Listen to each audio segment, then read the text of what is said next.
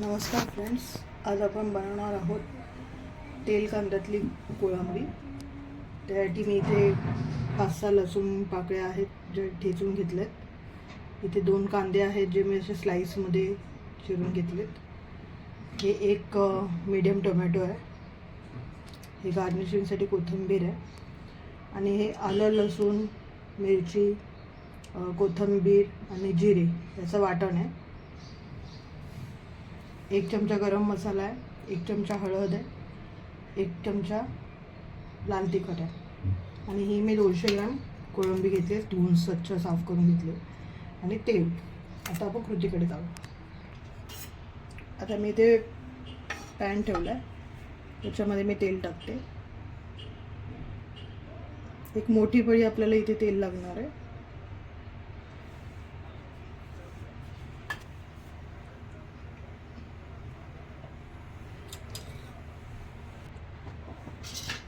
तेल टाकलं आहे, आता आपण याच्यात लसूण टाकूया।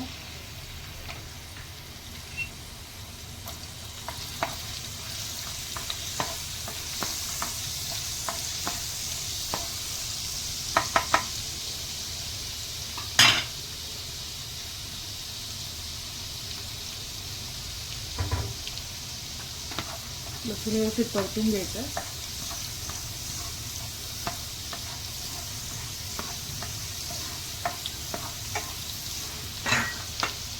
तर लसूण परतून झालं आपलं, त्याच्यात कांदा टाकूया।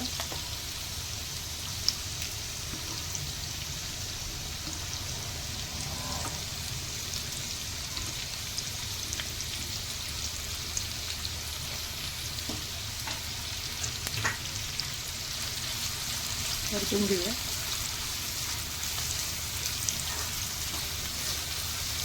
आता हा कांदा आपण परतून घेतला आहे, त्याच्यात आपण टोमॅटो टाकूया।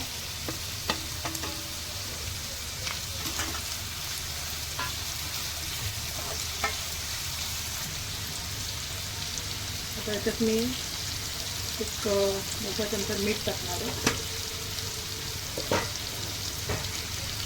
आणि हे जे वाटण केलं होतं हिरवं वाटण ते टाकणार आहे। सगळं व्यवस्थित मिक्स करून घ्यायचं।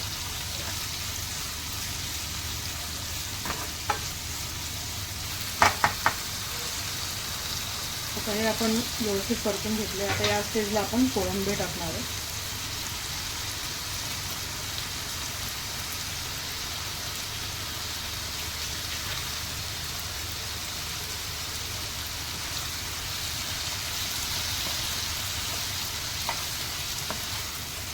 कोळंबी व्यवस्थित परतून घ्यायची।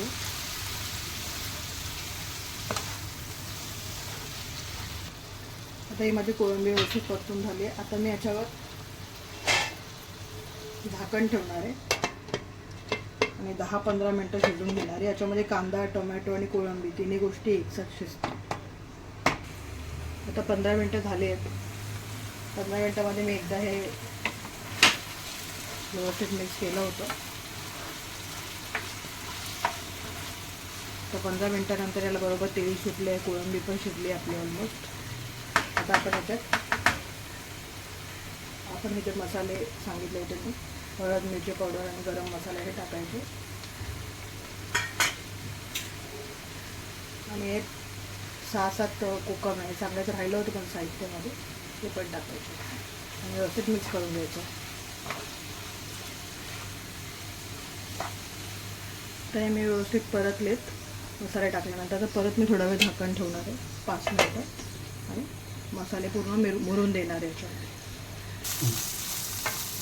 तर बघा मी परत 5 मिनटानंतर काढलं, आपली कोळंबी पण शिजली आहे, मसाला पण सगळा शिजला आहे। आता हे आपलं तेल कांद्यातली कोळंबी रेडी आहे।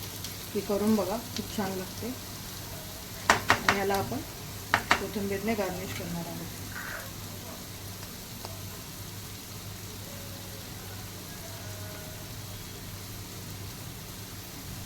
ही आपली कोळंबी रेडी।